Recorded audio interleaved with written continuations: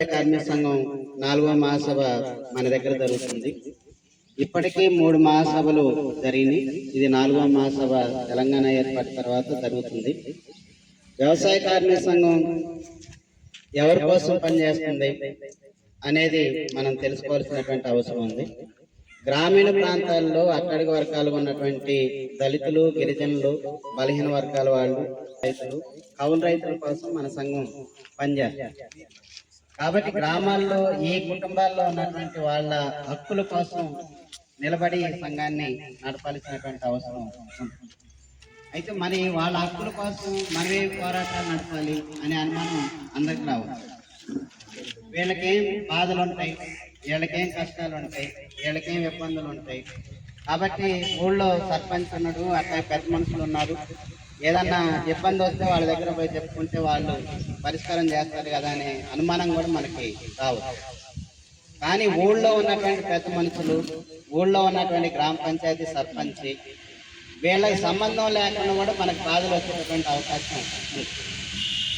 అవి ఎట్లా వస్తాయి అనే దానికి ఇప్పుడు మన కళ్ళ ముందు కనపడుతున్నటువంటి పెట్రోల్, డీజిల్ ఛార్జెస్, అట్లాగే కూరగాయల ధరలు పెద్ద ఎత్తున పెరగదు. అట్లాగే మంచి నూనె కానీ, ఆయిల్ ఫ్యాక్టరీ నూనె కానీ, పాల రేట్లు కానీ, ఇవన్నీ కూడా పెద్ద ఎత్తున మన గ్రామాల్లో పెరిగాయి. కాబట్టి గ్రామాల్లో ఈ రేట్లన్నీ పెరగడానికి కారణం ఏంటి? దీనికి మనకేమన్నా మనం ఆలోచన చేయాల్సినటువంటి అవసరం ఉందా అనేది మనం ఈ సందర్భంగా ఆలోచన చేయాల్సినటువంటి అవసరం. ఈ ధరలన్నీ పెరగడానికి కారణం దేశంలోనూ ప్రపంచంలోనూ రాజకీయ పార్టీలు అనుసరిస్తున్నటువంటి పద్ధతుల వల్లనే పెరుగుతుంది. దేశంలో ఎక్కడో రాజకీయం జరుగుతుంటే మన గ్రామంలో ఉన్నటువంటి మనకేంటి సంబంధం? అట్లాగే ప్రపంచంలో ఎక్కడో రాజకీయాలు జరుగుతుంటే మన గ్రామంలో ఉన్నటువంటి మనకేంటి సంబంధం అని మనం ఆలోచన చేస్తాం. ఈరోజు అమెరికా దేశం మొత్తం ప్రపంచంలోనే పెద్ద దేశం, బాగా డబ్బులు ఉన్నటువంటి దేశం, బాగా ఉద్యోగస్తులు ఉన్నటువంటి దేశం, పెద్ద పెద్ద వాళ్ళు నివాసం ఉండేటటువంటి ప్రాంతం.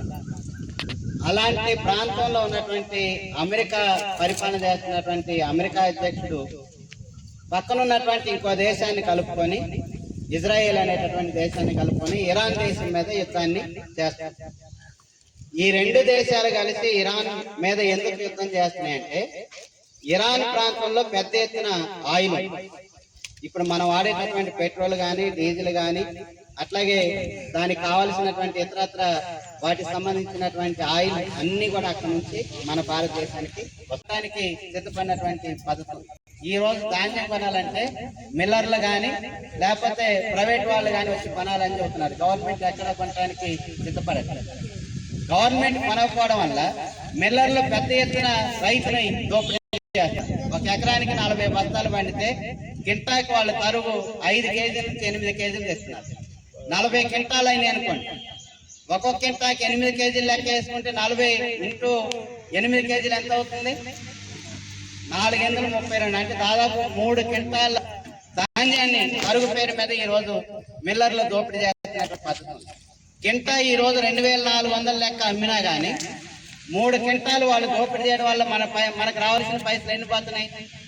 దాదాపు 6,000 రూపాయల నుంచి 10,000 రూపాయల వరకు మిల్లర్లు మనకు రావాల్సినటువంటి పైసలు రాకుండా దోసుకునేటటువంటి పద్ధతి అనుసరిస్తుంది. ఈ పద్ధతి కారణం ఈ రాష్ట్రంలో మన పరిపాలన చేస్తున్నటువంటి కాంగ్రెస్ ప్రభుత్వ అధినేత ఉన్నటువంటి రేవంత్ రెడ్డి, ఢిల్లీలో మన పరిపాలన చేస్తున్నటువంటి మన ప్రధానమంత్రి ఉన్నటువంటి నరేంద్ర మోడీ. మిల్లర్లని కంట్రోల్ చేయాల్సిన. నమస్కారం.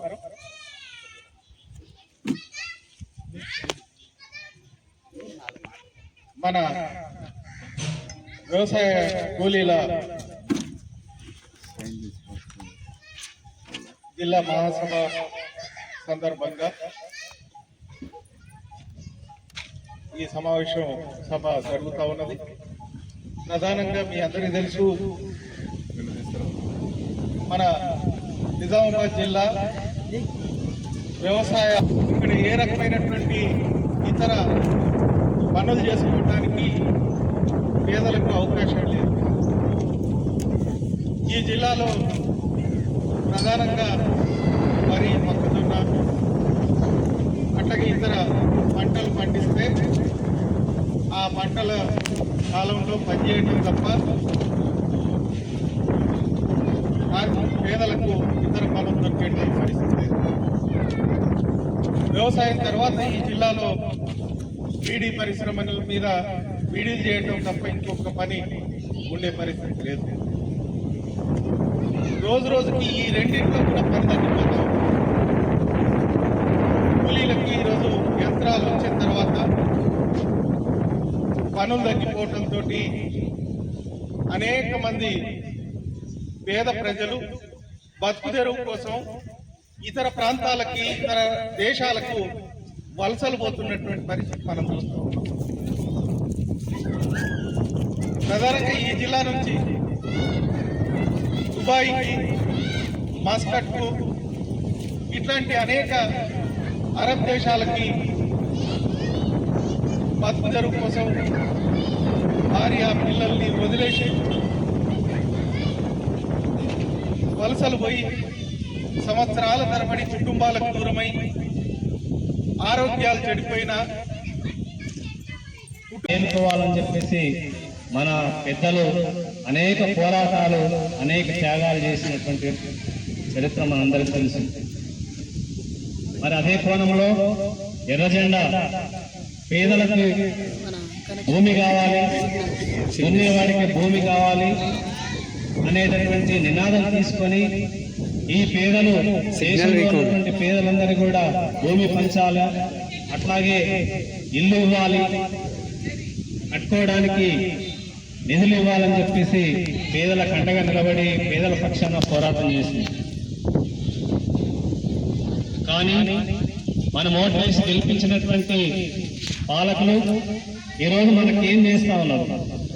మనం ఒకసారి ఆలోచన చేస్తే స్వాతంత్రం వచ్చినప్పటి నుంచి ఇప్పటి వరకు ఈరోజు పేదల సంఖ్య పెరుగుతుంది తప్ప క్రమంగా పేదలు ఇవాళ ఉన్నత స్థాయికి ఎదుగుతున్నటువంటి పరిస్థితి లేదు. కానీ మన దేశంలో ఉన్నటువంటి సహజ వనరులు ఏవైతే ఉన్నాయో సంపదంతా కూడా పెట్టుబడిదారులకు అనుకూలంగా ఇవాళ వాళ్ళ యొక్క ఆస్తులు గుట్టలు గుట్టలుగా పెరుగుతున్నటువంటి పరిస్థితి ఉంది. ప్రభుత్వం ఈ రోజు పేదలకు అందాల్సినటువంటి సంక్షేమ పథకాలన్నీ కూడా కోతలు పెడుతూ ఈ రోజు ధరలు పెంచుతూ క్రమక్రమంగా ఈ రోజు వాళ్ళ యొక్క ఆస్తులను పెంచుతున్నటువంటి పరిస్థితి ఉంది. ఆ కోణంలోనే ఈరోజు ధరలు మనం చూస్తా ఉన్నాం. కాబట్టి ఆ రకంగా ఈరోజు ప్రభుత్వం మొత్తం కూడా పెట్టుబడిదారులకి విదేశాల్లో ఉన్నటువంటి వారి ప్రయోజనాల కోసం ఈరోజు పంటలన్నీ కూడా మన ఇంతకుముందు ఎగుమతి చేసేటటువంటి పరిస్థితి ఉండే. కానీ ఈ రోజు వాణిజ్య ఒప్పందం చేసుకున్న నరేంద్ర మోడీ మొత్తం కూడా విదేశాల్లో పండినటువంటి పంటలని మన దేశంలో దిగుమతి చేసుకుంటే కూడా జీరో ట్యాక్స్ లేకుండా ఈరోజు దిగుమతి చేసుకోవాలి.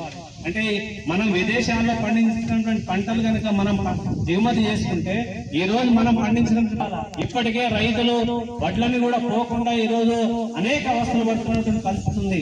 ప్రభుత్వం ఈ రోజు కనీసం ఏ పంట వేయాలనేటటువంటి ముందస్తు ప్రణాళిక లేదు.